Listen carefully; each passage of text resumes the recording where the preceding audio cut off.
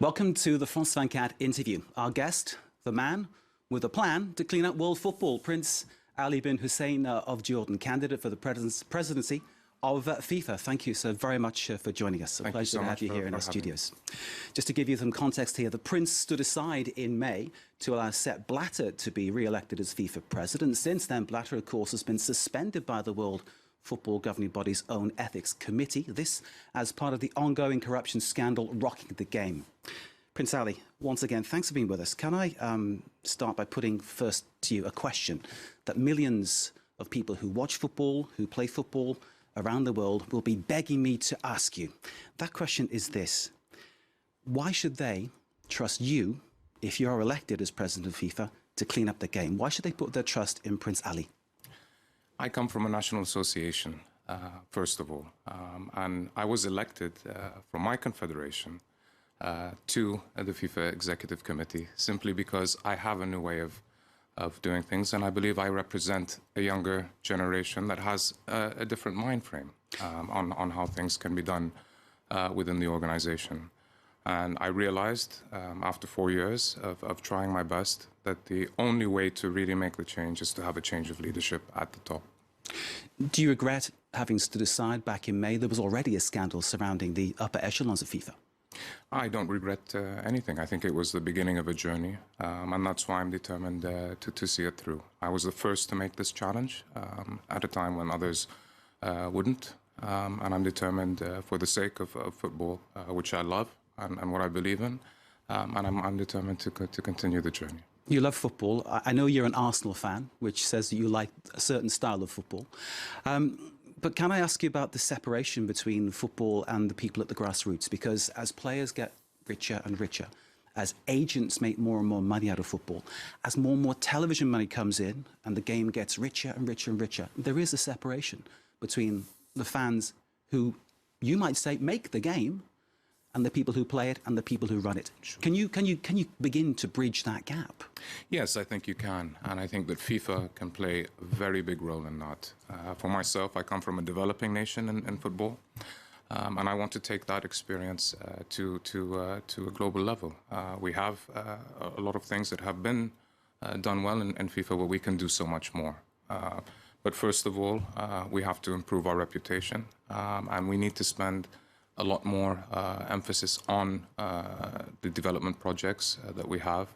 I want to see a dedicated national stadium in every country in the world. I want to see, obviously, pitches and the basic kits that are needed.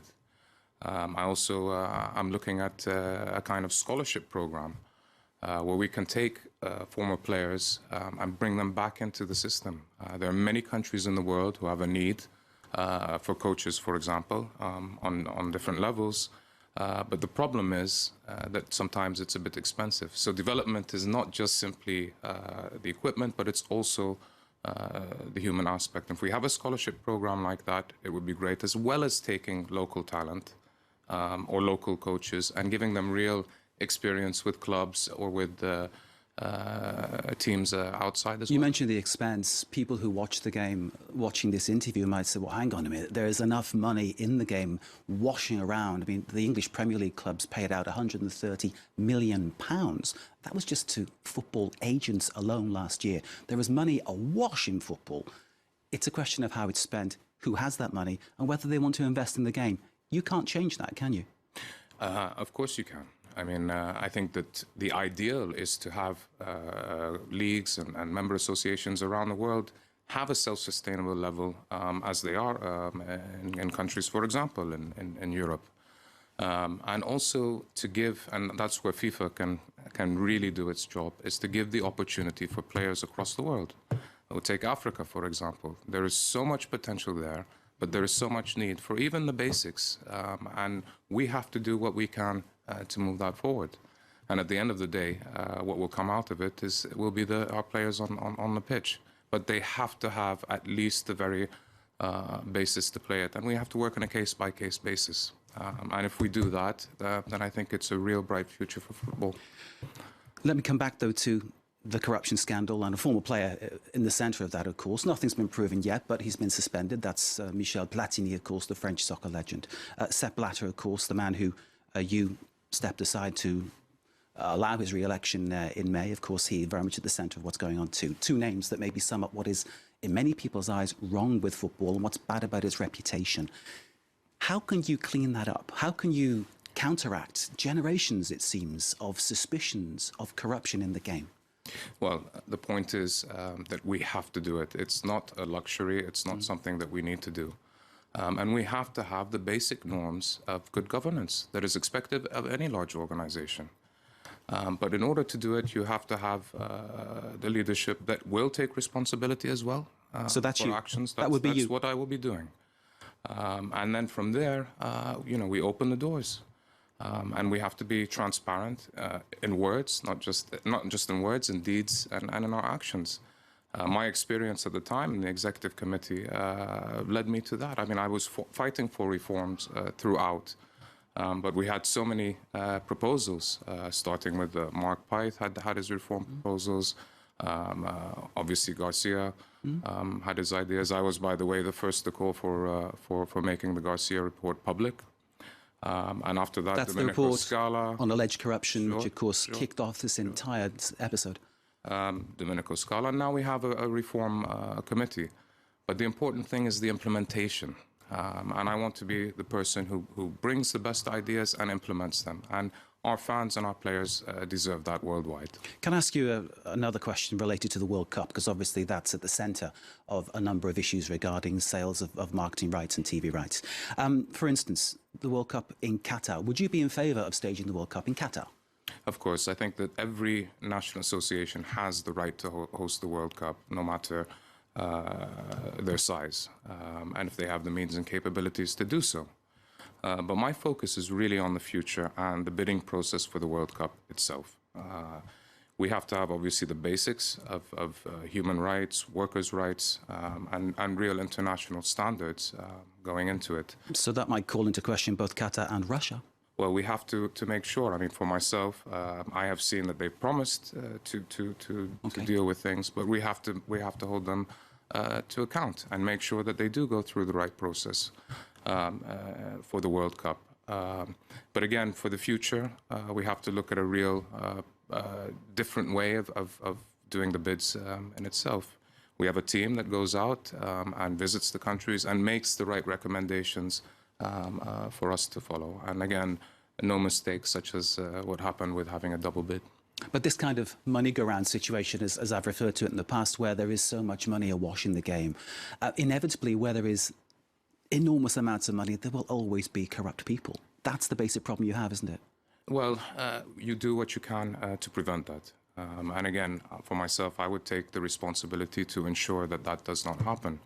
We also have to look at other processes. I mean, other organizations, such as the Olympic Committee, they had problems after Salt Lake City, for example, but they made the moves to improve their situation at that time. FIFA is governs the most popular sport in the world, and therefore it should be the leader in good governance.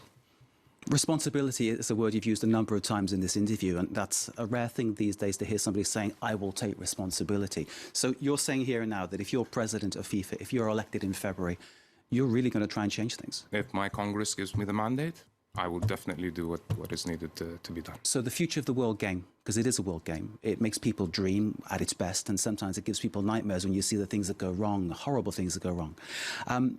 In terms of the dreams that you want to create in young people's minds, girls and boys growing up watching football, what do you want to sort of create for them? What is the framework you want to create?